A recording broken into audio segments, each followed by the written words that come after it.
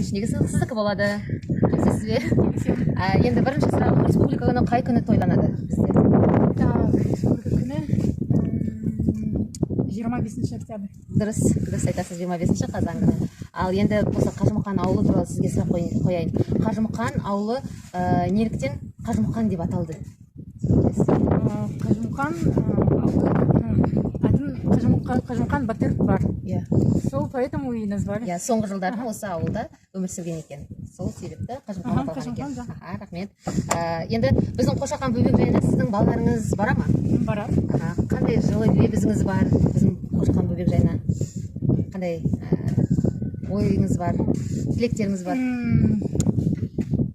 Так, тілектеріңіз.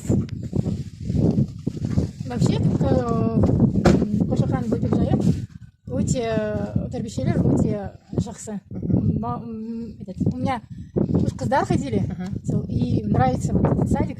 Мои пожелания, может, да, на русском? Мои пожелания процветания, чтобы как можно больше было детей ходило туда.